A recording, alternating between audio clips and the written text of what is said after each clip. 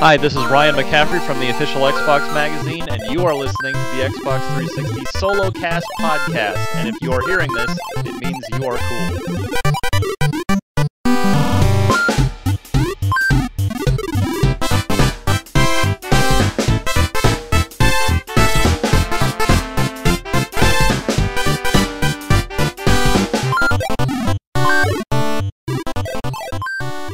Hello, everybody. This is Smitty Smith. I am your favorite podcast host that you are listening to at this very moment. This is episode 21 of the Xbox 360 Solocast. Today is March 8th, and I've got my gamer score almost to 90,000. I'm sitting at 89,259. Gained 430 points since last recording. Played a little bit more Lego Harry Potter years 1 through 4. I've almost got that finished, not in an achievement sense, but I think I'm sitting at around 80% completion, which for a Lego game, that's pretty damn close. Played a ton more UFC Undisputed 3. I got a bunch of achievements there. I'm really loving that game. I mean, I've got my review just about finished. That'll be going up on probably mmofringe.com. I'm their console writer over there. But UFC Undisputed is a really fun game. It's far better. I know I said this last week. It's far better than WWE 12. But the options that it gives you, I mean, I'm more of a stand up and throw punches and kicks type of dude, but I can handle my own on the ground and pound, that type of thing too. So if you're into UFC, or even if you're into just fighting games, go pick up UFC Undisputed 3. Played a bunch more Binary Domain. I still haven't hopped online. I was supposed to hop online this weekend, but ended up getting wrapped up in other things. Some of those other things being SSX. I'm only about 3 mountains in. That's like 15 different events. But I don't play SSX for the challenge. I play it to play it. So if I come in 4th or 5th in a race, or even in a tricky event, I don't really care. I don't get into it like a lot of people do. It's just a fun game to play, and I really enjoy, hopping on a snowboard and screaming down a snow-covered mountain. Played some more Syndicate. I actually got that from a friend. I figured I'd do a review for it. Don't know if I'll get around to it just because I am so far behind. And played a bunch more NBA 2K12. See, what's happening is I've got all these other games that I'm supposed to play for review, but I've got all these really cool games that I can hop in and sink 15 or 20 minutes in, and then go do something else. Something else being, spend time with a family, or go for a walk. Man, it was gorgeous up here today. It got into the mid 50s, and I know a lot of you elsewhere in the United States, and even elsewhere in the world consider that cold. But after having a winter that was, down in the single digits, sometimes negative, mid 50s is welcome. I went to work today with no jacket, sleeves rolled up. It was gorgeous. But anyway, yeah, there's other shit that I need to do to to keep myself busy. I can't just game all the time, because if I do that, I'm going to burn myself out, and then I'm useless to everybody. Not just useless to my wife, but useless to you guys too. So it's cool to have those games where I can hop in for 10 or 15 minutes. That's SSX, UFC, NBA, even Lego Harry Potter. I don't have to spend a lot of time when I hop in, just because I've got just about everything done. So that's pretty cool too. For my story this week, I'll tell you, it's kind of a brief story, but it's embarrassing nonetheless. When I was in high school, I played a lot of sports. I played football, I played baseball, and I was very good at both of them. I was an all-state player in football, all-state and all-Maine in baseball. But the football, what would happen is, when you get your senior all-stars together, you'll not just seniors. This actually my junior year, I was a state all-star as well. But junior year, they sent us all up to Orono, Maine. That's where the University of Maine is. It was about 2 hours away from where I live, but it was this big event. They served dinner. You got to meet all of the other all-stars throughout the state. There's probably, I would say, close to 100 kids that were there, that were selected through all the divisions in the state. And the big guest of that year was Dick McPherson. Now, you may not know him, but he's a former coach of the New England Patriots, and he's from Old Town, Maine, which is connected to Orono, which is where, like I said, University of Maine is. So, we've got this former NFL coach. He'd been out of coaching for 4 or 5 years, who we were going to get to meet, glad hand, and get our pictures taken with him and things like that. But of course, they served dinner beforehand. Now, to start the night off, they brought out this beautiful platter with some rolls and things like that, and I looked down and saw what I thought was a piece of cheese, sliced Swiss cheese. I said, "Oh, cheese!" And I grabbed one and popped it in my mouth. No sooner I did that did I realize it's butter. It was chilled butter, and it was so cold that when they cut it, it looked like cheese.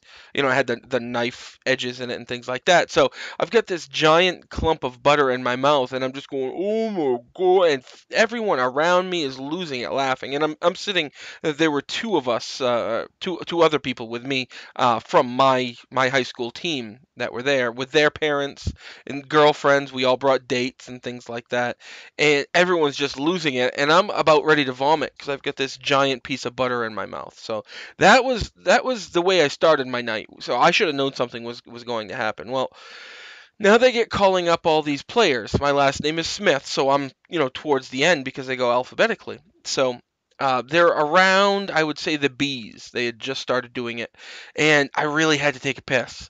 So I hopped up and I went to the bathroom. I went in, and they had a nice, the marble countertops with where the bathrooms were. Used the bathroom. There was somebody else in there, and he started washing his hands. So I said, I can't skip out on washing my hands in front of this dude. He's gonna know I don't wash my hands after every time I use the bathroom. And I usually, if I'm home, I don't wash my hands after I take a piss, guys. I'll warn you now. If I'm in public or if I'm at work, generally I do, just because, that's kind of gross. But so I go over and I wash my hands and I leaned up against the counter. Well, I backed away and I went back and sat down. And just before I sat down, I looked at my lap and realized somebody had been sloppy with the water and got it all over this marble countertop, and it had leaked to the edge. So I had this giant wet spot on the front of my pants, just in time for them to say my name, go up in front of, I would say probably 700 or 800 people there total, meet a former NFL coach with what looks like a giant piss stain on the front of my pants. That was awesome. So luckily, I was able to explain what happened to him, and I got my picture taken after the spot had dried, so I didn't look like a big pissy pants. So that's my story for you guys this week. We'll continue with this going forward, just because I've done a lot of dumb stuff in my life, and it always makes people laugh. This week releases, we've got Blades of Time, MLB 2K12, Street Fighter Cross Tekken, and Mass Effect 3. Um, Mass Effect 3 is a game that I played the absolute crap out of the last couple of days. I'm only about 9 hours in to the single player, but I've played about 4 hours of the multiplayer, which I love. It's essentially a horde mode, but you earn credits that you can purchase additional. You buy packs, is what they are, and it's random what you get. You can also spend either 80 or 160 Microsoft points and just buy the packs for actual cash, which I did. I never thought I'd do it, but I became quickly addicted to buy. I dropped $30 on these goddamn multiplayer packs. I got a bunch of cool stuff, but I certainly regret dropping the $30. I don't know what came over me. I bought a $20 pack of points and then a $10 pack of points. And before I knew it, they were gone. Then I had to spend another $10 for the DLC because, damn it, I want the DLC. Now, that being said, Mass Effect 3 is really a good game. There's not a ton of changes, but there's this culmination of all these little changes that make it just a legitimate, unique experience. The running feels different. I feel like, as Shepard, you can actually run and an angle where you're going a lot easier. It's almost like the roadie run from Gears of War, but it's more agile, I'd say. I like the weapon changes. If you're carrying a sniper rifle, that's going to weigh a lot, as does a shotgun. But if you're rocking out just an SMG, a pistol, and maybe an assault rifle, it's not going to weigh as much. The more weight determines the cooldown of the skills that you're using, the powers and things like that. So it's really cool they've actually honed this Mass Effect game to what it is now. It's got the RPG elements back in it. There are some choices for players to make. There are upgrades to add. You can add 2 upgrades to every weapon, and then they've added some little cosmetic changes to the Normandy, the ship that you drive around. Now I have to question whether or not they're actually going to end Mass Effect stories here with Mass Effect 3, or if we're going to see something continuing in the Mass Effect world. I'd like to say yes to a Mass Effect real-time strategy, but I don't know what they could do to make that unique, to make that their own. So I'll hold my reservations for that if they ever come to that. Now, some people are actually having some issues importing their character face into Mass Effect 3, and what they're saying is that it's not an issue from Mass Effect 2 to 3. It's an issue from Mass Effect 1 to 2, where the import issue is occurring. People that are playing on PC do have a fix that they can use. They can use a little do-it-yourself toolbox type thing. But us players on Xbox 360, we're kind of fucked. I don't know if they're planning on fixing it, or even if they can fix it. But I'm really anxious to see, what happens, and what they plan to do in the future. But overall, Mass Effect 3, I'm not going to, release any spoilers. I will say I have headbutted a chick already. Some nosy bitch was getting in my face, and I dropped some knowledge bombs on her nose with my forehead. It was awesome, but I'm not going to tell you who, where, why, or how. So we'll move on. XBLA, I Am Alive released from Ubisoft, and it's how do I put this gently?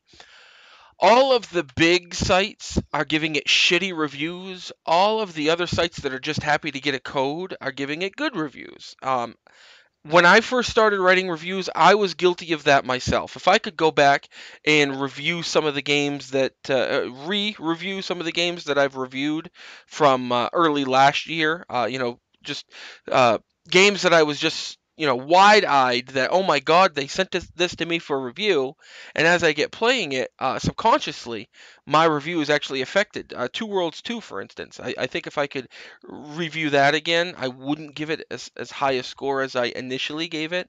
Additionally, some of the games that I reviewed, I actually hadn't finished, and the endings were shit, and I hadn't really developed my own sense of how to handle things. So I was not finishing games and basing a review on 3/4 or 80% of a game, and unfortunately I think that's what's happening with I Am Alive. A lot of these sites that typically don't get review copies are getting them, and they're just ecstatic, so it's getting a good score, whereas the established sites, the places where you go where you can typically respect and acknowledge the scores that they're giving, are giving it really shitty scores. So I'm probably not going to pick up I Am Alive. I may try the demo, but I already have my mind made up, sort of. So I obviously wouldn't review it just because I've already read reviews about it. So there's that. Deals of the week: Borderlands, all kinds of stuff. Secret Armory, Zombie Island, New Revolution, Underdome, all 400 points. It's all half off. They have a couple of other things on there as well. I don't know if those are just avatar items. One was like 30% off, the other was 40% off. But if you're into Borderlands and you're playing again because you're hyped up about Borderlands 2 coming out in September, which I don't think will really happen, hop on over to the Xbox Live, deal of the week and download some Borderlands DLC. I'm sorry, deal of the week. And yeah, it's all DLC. What the hell am I doing? Oh, wow. Talk about it a day. For actual DLC out, specific to just DLC, not deals, Mass Effect 3 has From Ashes, that's $10, and Forza Motorsport 4 released a March Pirelli car pack. I'm not into Forza, never played it. I bought it for my brother-in-law for his birthday. He loves it, so if they're still releasing, I mean, Forza has a strong community behind it, and so strong, in fact, that they're upping the level cap to 9.99 in Forza 4. So, that's bound to sell. Demos out this week. Tiger Woods 13. That's really the only thing worth looking at. And games on demand. The only one I want to comment on is Command and Conquer Red Alert 3 for $20. Again, overpriced. Again, don't buy it. I mean, there may be some of you heavy CNC fans out there that are going to pick it up, like I did with Lego Harry Potter. But I knew I was overpaying. It saved me from an eBay bidding war or driving into town, which is a pain in the ass because I don't want to go anywhere. News this week. GDC's been going on, the Game Developers Conference. So there's a lot of stuff coming out of GDC. So much, in fact, that what I'm actually doing is I'm going to let GDC cool down a little bit before we really start talking about it. There are rumors flying around and such right now. Releases, things being outed when they shouldn't be. We will talk about that a little bit, but. And we'll talk more about GDC next week once I'm able to review everything and determine what is the most important stuff that I want to bring to you guys. Also notable, Peter Molyneux is leaving Microsoft. This is the gentleman who started, was it Lion's Head? Lions something or other. They do Fable. And in addition to doing Fable, they also do Fable and a little game you may have heard of called Fable. But Peter Molyneux is leaving, and he's going to a little startup company. I think it's called Catch 22. It's just somebody else from Microsoft, even Lionhead, I believe, exited the company and went and started their own startup. Called Catch 22, and that's where Peter's going. Now, I said this earlier on Twitter. He's got such a track record of blowing things out of proportion that I wouldn't be surprised if he's not leaving. He's just switching offices, and the report was that he was leaving. I wish him all the best luck in the world, but he's said so much shit in the past that hasn't turned out to be true. He makes great games. But the expectations always fall short just because he's such an optimistic person and he really sells the game. That's his strong point. But sad to see Peter go. I don't know if Microsoft is better off without him. I'm inclined to say no, they're not. But I want to see what they have to offer now that he's gone. Battlefield 3 is going to get some customizable servers on Xbox 360. So all the stuff that the PC folks have been waving in your faces as to why PC is better, you're now getting it on Xbox 360. So go nuts, Battlefield 3 fans. That's pretty cool. And a sad note, Marvel has come out and said that they're not going to allow or not going to have Sega create any more Marvel games for them, which is understandable with the exception of Captain America, which I love. That's one of the most underrated games that I've ever played on Xbox 360. However, Iron Man, Iron Man 2, Thor, all those games from Marvel that Sega put out are utter crap. So I can certainly understand Marvel's move. It's just a question of whether or not they're going to actually keep game development in-house now, in which case I'm not for that. Marvel is a comic company, not a game company. Or whether or not they're going to outsource it to, say, Rocksteady, which I am all for. You'll remember Rocksteady did the Batman Arkham series. Assassin's Creed 3 4-player co-op was outed on Xbox.com. They had the Assassin's Creed 3 info up, and it said online multiplayer 2 to 8 players and online co-op 2 to 4 players. So they may be wrong. They've been wrong in the past, or that information is just not available yet, and they're going to announce it, upcoming. And if that's the case, I hope it works, because I'd love to do some co-op in Assassin's Creed. I'm already doing it in Mass Effect, so why not, right? Also outed on Xbox.com is Fable Heroes. It's kind of a party game, almost looks kind of board game with a bunch of mini games type of thing. That is confirmed now. Fable Heroes will be coming out, but I think the information has additionally been pulled down from Xbox.com, so we can't really get a feel of what else is going on. But you can go to any number of video game sites. I actually got this info from joystick.com, so go check that out. That just about wraps up the episode here, folks. We're honing in on 20 minutes, and I will we'll wrap it up here with the hot topic. And hot topic really comes down to another opinion piece, and I want to know which Xbox game series has the best continuing story. Which story is carried over across all these games, and it could be 2, 3, 4 games. Which is the best? Assassin's Creed, Mass Effect, Halo, Call of Duty, Far Cry, or is it a different series? Is it something else? Maybe you liked Final Fantasy 13 too. Maybe you liked Crackdown and Crackdown 2. Go ahead right into the podcast, Xbox 360 Solocast at gmail.com, and whoever's answer I read on the show next week will earn a game from the prize vault. I just went to Best Buy today and purchased a few more games. So, thank you for tuning in, everybody. I'll see you in a week. Take care.